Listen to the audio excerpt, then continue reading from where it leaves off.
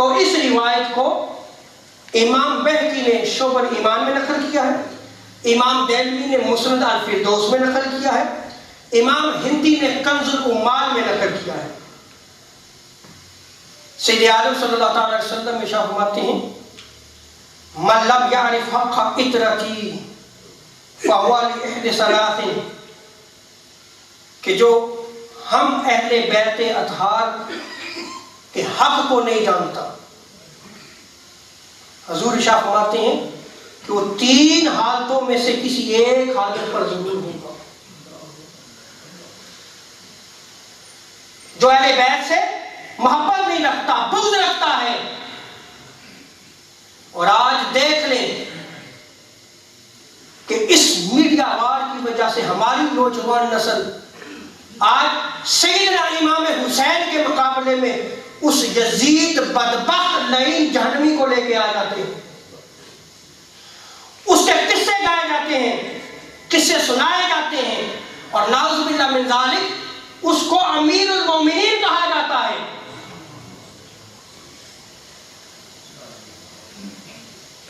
اور یہ سب نام نہاد سکالر کی وجہ سے جو ہے وہ ہو رہا ہے، اور انہی کے چینلز اور انہی کے ویڈیو کلپس آج ہمارے گھروں میں موجود ہیں، ہم سنتے سناتے ہیں۔ اسی محرم الحرام میں اگر گفتگو ہوتی ہے تو کیا مقابلہ تھا امام حسین کے مقابلے میں اس یزید بدبخت لعین جہنمی کو کھڑا کیا جاتا ہے نہیں کھڑا کیا جاتا؟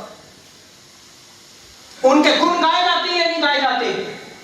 اور اس محرم الحرام میں اگر اہل بیت اطہار کا ذکر کر دیا جائے تو آپ پہ شیعہ ہونے کا جو ہے وہ بلیم لگ جائے گا کہ یہ شیعہ ہے۔ آپ اس منبر پر کھڑے ہو کر اگر اہل بیت اطہار کے مناقب اور فضائل کو بیان کرے تو کہا جاتا ہے کہ یہ شیعہ ہے۔ اس کی طبیعت میں شیعہ رنگت نظر آتی ہے۔ انا للہ و انا الیہ راجعون۔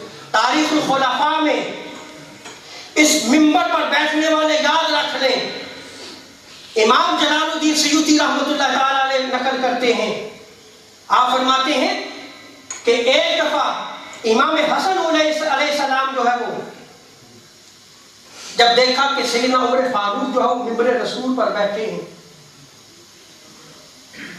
تو مولا حسین فرماتے ہیں عمر نیچے تشریف لائیے، یہ میرے نانا کا منبر ہے،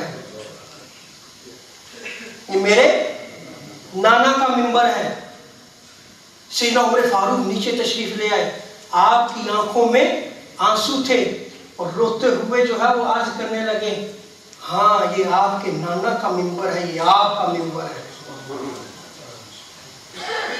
حضرت مولا علی وہاں پہ موجود تھے، آپ نے امام حسین علیہ السلام کی طرف دیکھا اور کہا، سیدنا عمر فاروق رضی اللہ تعالیٰ عنہ سے فرمایا کہ میں نے یہ ان کو نہیں کہا، انہوں نے تو اپنی طرف سے کہا ہے۔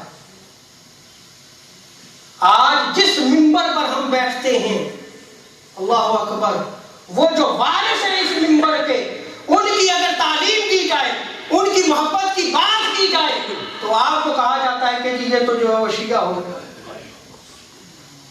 تباہی و بربادی ہے یا کہ نہیں ہے؟ اور جو بغض اہل بیت رکھتا ہے یاد رکھ لیں اس کی تین حالتوں میں سے ایک حالت ضرور ہوگی۔ یہ سید عالم صلی اللہ علیہ وسلم کا فرمان ہے۔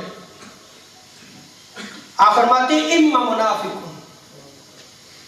جب دیکھو نا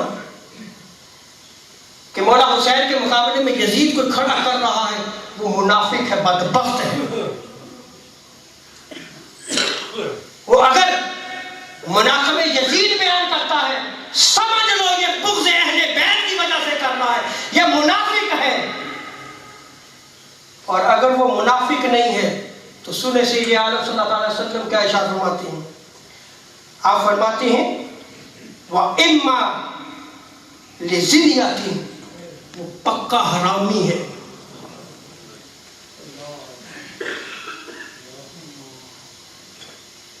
وہ اصل النسب نہیں ہے، اس کے نسب میں کوئی فرق ہے۔